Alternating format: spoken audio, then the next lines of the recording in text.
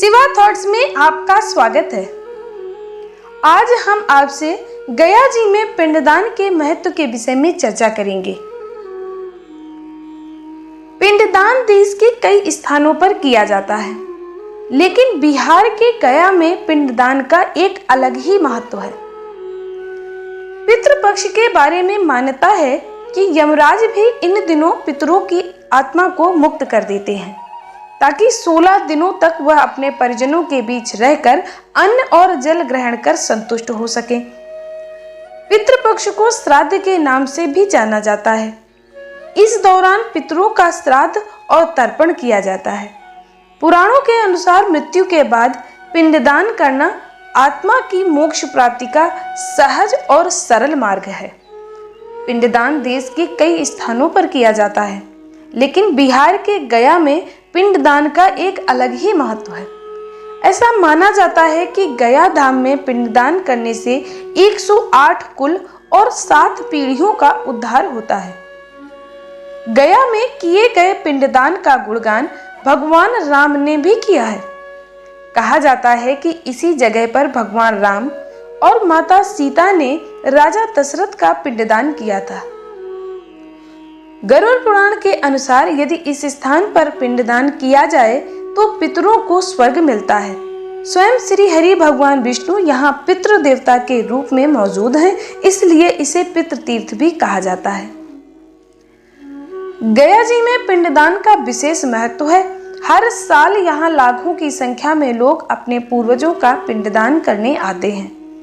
मान्यता है कि यहाँ पिंडदान करने से मृत आत्मा को स्वर्ग की प्राप्ति होती है, साथ ही उसकी आत्मा को मोक्ष की प्राप्ति होती है।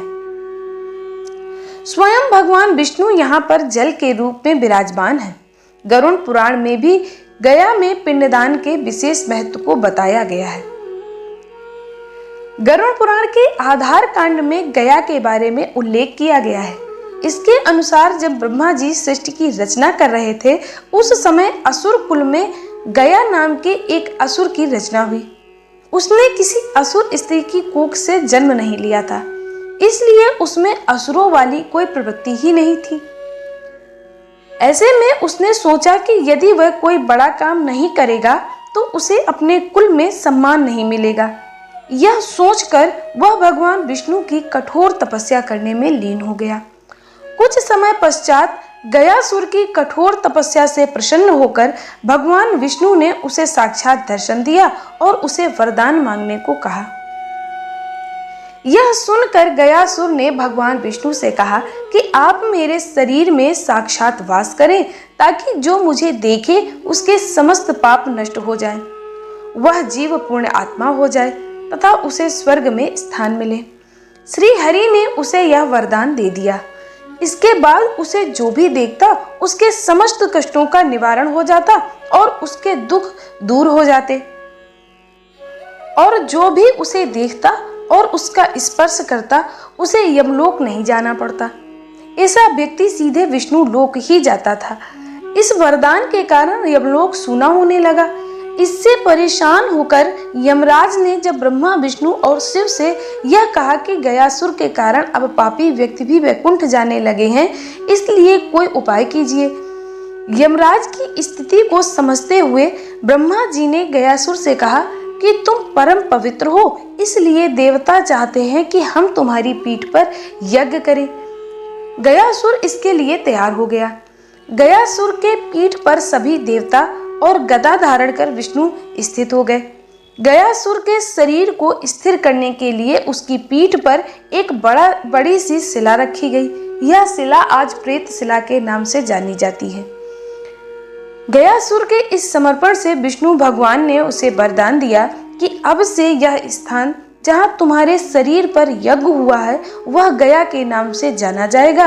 यहाँ पर पिंडदान और श्राद्ध करने वाले को पुण्य और पिंडदान प्राप्त करने वाले को मुक्ति मिल जाएगी।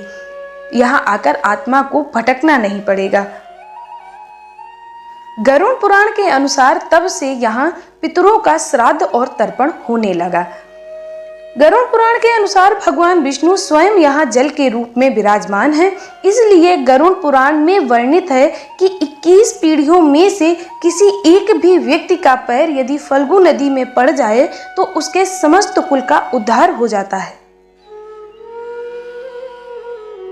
गरुड़ पुराण में उल्लेखित एक कथा के अनुसार जब भगवान श्री राम, माता सीता और लक्ष्मण जी के साथ पिता राजा दशरथ का पिंडदान करने के लिए अयोध्या आए थे, वह पिंडदान की सामग्री एकत्रित करने के लिए चले गए और सीता जी फल्गु नदी के किनारे बैठकर उनके आने का इंतजार कर रही थी।